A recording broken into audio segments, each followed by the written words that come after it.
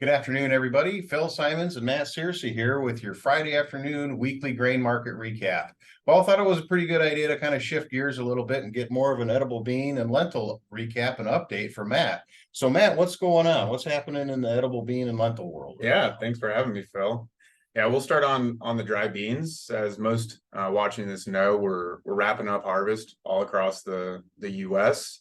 So there's some areas that are just finishing up the last acres. North Dakota is one of those areas where we've had some rains that have delayed those last fields from getting off. Minnesota as well is kind of in that position. Nebraska, they've had their delays.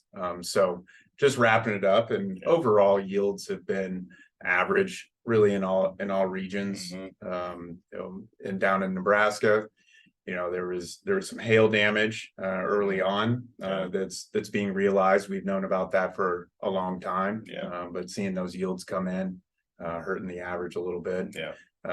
North Dakota certainly got dry later on in the year.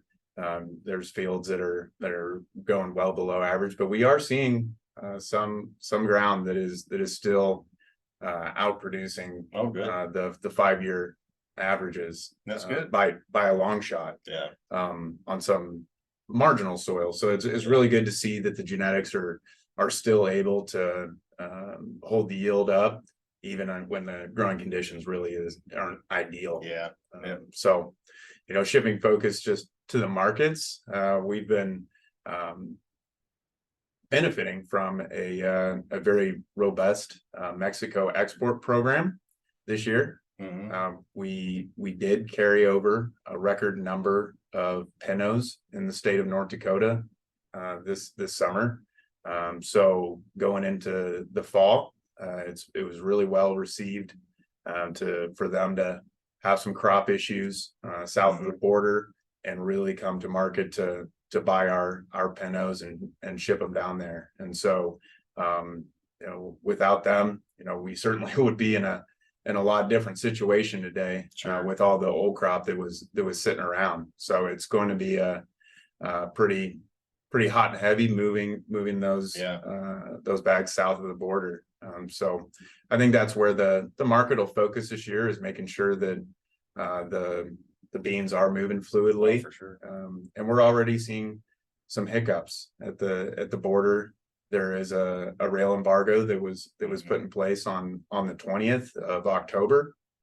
It's still in place, looks to get lifted next week. But that's just the first, I believe, of many logistical challenges, just shipping this many beans. Well, it seems like Mexico. the overall volume is going to be massive this year, like you were saying earlier. You just throw any kind of hiccup in logistics and it's anybody's guess at that point. So it'll be the name of the game to be efficient and continue to shipping well, because we're going to need it to get everything moved for this year and get in a position to take the next crop. For sure. That segues me well into that next topic. We Columbia Grain released our 2024-25 Act of God dry bean contracts this week. So for those producers that like to analyze what they're going to be planting in the fall instead of the spring, we came out a little bit earlier.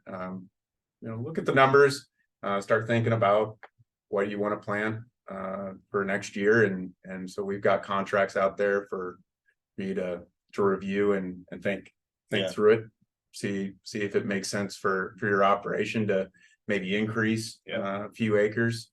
No, that's exciting to see new crop coming on the market now here anyway. And I mean, get a hold of your local merchandiser, manager, buyer, figure out what we're doing for new crop, get some acres in, get seed and get those acres planted, right? Seed prices are going to be released in about 30 days or so. So we'll have that for everyone, and we can discuss the varieties, new bean varieties, seed varieties that are going to be coming on the market. So just a lot of new and exciting things kind of coming in the dry bean space. That is exciting. And shifting gears a little bit, we can talk about lentils. Sure. Lentils have been another pretty active market on the export front. The name of the game today is India. India's been in the market buying U.S. lentils really for the first time in 5 years or so. And we've got a chart here. This is India green lentil imports from all countries over the last 6 years. And as you can see, they're on pace to see a big increase in imports. But what's different from years past is that they're able to import from the U.S. Import tariffs were lifted off of the U.S. Earlier this year, and so they are actively buying again for first time in a long time. Very well received. So make sure you call your local manager, discuss where you can deliver in and get your offers in there and take advantage of the program while it's operating. I do foresee that whenever India does get their fill, that eventually they will put those tariffs back on.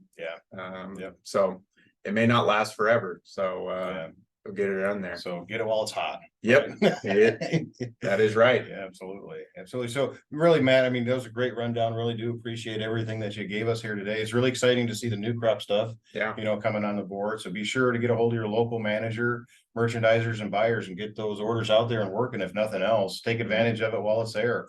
Other than that, we're going to go ahead and wrap everything up. Matt, really do appreciate the rundown on that this week. So everybody have a great weekend. And just remember, if you can drink it, don't trade it. Have a great weekend, everybody. We'll talk with you next week.